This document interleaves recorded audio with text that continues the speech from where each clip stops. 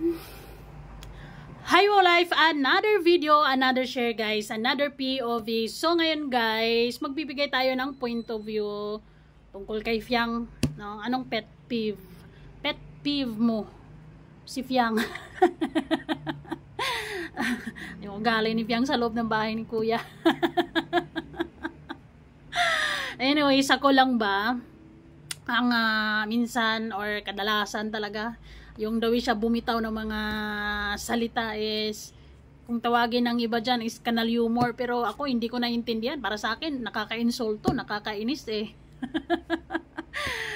Or may pakiramdam din ako, baka task ni Kuya yon na magminaldita ka sa mga housemates for no reason, or siya talaga yon, or yun talaga yung ugali niya na minsan hindi mo maintindihan na yung mga housemates is tinatry na kilalanin siya. Siyempre bago siya, pero siya yung parang wala siyang kagana-gana, or dahil hindi niya bet yung mga housemates. Ay, grabe, feeling sikat yarn. Ay. Now, hindi ko alam, marami siyang mga fans sa outside world for sure yan, dahil millions ang followers niya. Hindi ko alam sa mga fans niya, or nasasanay lang sila sa ganitong ganitong personalidad or ganitong ugali ni ni Fiang na yung simpleng tanong paminsan-minsan ng mga housemates kasi nag-uusap sila, and then bigla na lang siyang bugs, bigla na lang pabalang yung sagot niya, biglang kung ako yung nagtatanong and then yung maayos lang yung tanong ko tapos ganun yung sagot, minsan nakaka-off, yung nakakainis, di ba?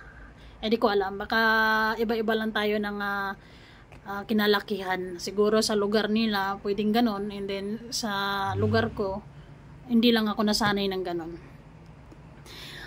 Or baka may other side na pwede pa nating bigyan ng chance.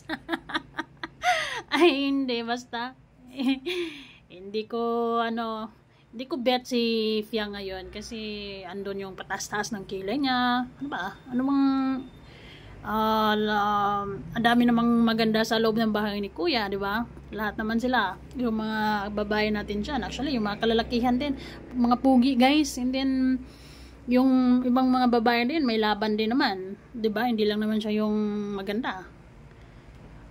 Baka meron lang talagang ganun, no? Anyways, ano pet peeve, ano pet peeve mo?